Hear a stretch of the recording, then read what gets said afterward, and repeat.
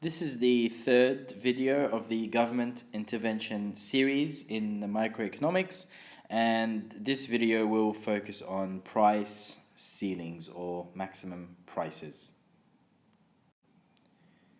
In this video, I'm going to explain why governments impose price ceilings or maximum prices, and how do those price ceilings affect the market outcome and the consequences of price ceilings on the market, on the economy, and the various stakeholders involved. So the whole idea behind price ceilings as a form of government intervention in the market is that sometimes governments impose maximum prices or price ceilings, and the whole idea is to protect consumers. Usually when the equilibrium price is quite high and the government wants to protect consumers, it will impose a price ceiling or a maximum price below equilibrium price.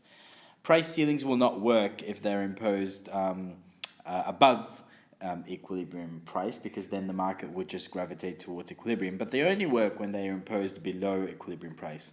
The government might impose those price ceilings on necessity goods like essential food items, for example, bread, milk, or maybe merit goods like education that would be underprovided if left to the free market.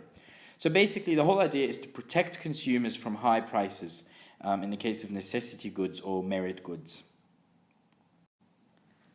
So let's draw a diagram and see how the price ceiling will affect equilibrium outcomes.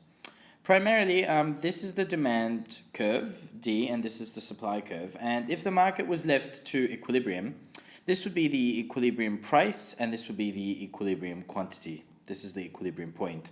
This is the market for rented accommodation. So let's see what happens when the government imposes rent controls. Governments might impose rent controls when the cost of renting accommodation gets really high that a lot of people can't really afford it. So it's also a way of protecting consumers or tenants that might want to rent accommodation. So, say for example, the government imposes this as a maximum price, P max. Okay. Now, because it's artificial, it's from outside the market. This is the maximum price that the government imposes. This is the ceiling. At this price, this will be the quantity supplied, QS max, and this will be the quantity demanded, QD max. As you can see, the quantity demanded exceeds the quantity supply at this maximum price. So there is a shortage, okay? And this is what price ceilings do. They create shortages because at that price ceiling, which is below equilibrium, the quantity supplied will always be less than the quantity demanded. So you will end up having a shortage. And in the case of rent controls, this means that there will be a shortage of rented apartments or rented accommodation. The number of people who want to rent accommodation will be greater than the actual number of apartments or houses that are available for rent. There will be a shortage. Now let's have a look at the effect on consumer and producer surplus. So before the price ceiling, so now we're looking at the situation before the price ceiling, this shaded red area is the consumer surplus before the price ceiling. And this shaded green area is or was the producer surplus before the price ceiling. We've seen how to get the consumer surplus and the producer surplus in a previous video, but to remind you, consumer surplus is the triangle under the demand curve, between the demand curve and the equilibrium price.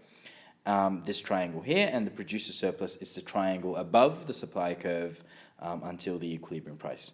So how is consumer and producer surplus affected when we impose the price ceiling? Let's have a look.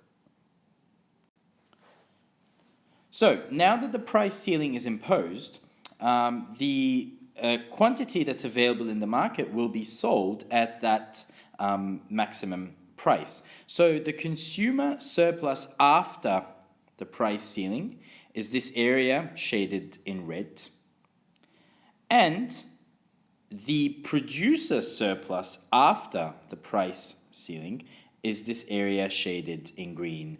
As you see, there has been a decrease in the producer surplus and a slight increase in the consumer surplus.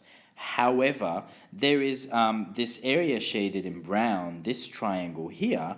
This is surplus that nobody gains or nobody earns. In economics, we say that this is a welfare loss or a deadweight loss. So that's one of the consequences of price ceilings. They do create a deadweight loss or possible welfare that somebody could have benefited from, but no one actually earns or gains this welfare or this surplus. This is lost surplus that neither consumers or producers will gain.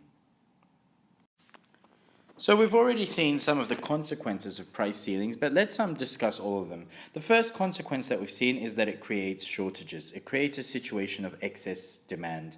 The quantity that the consumers want and are willing to buy exceeds the quantity that the producers are willing to sell or supply.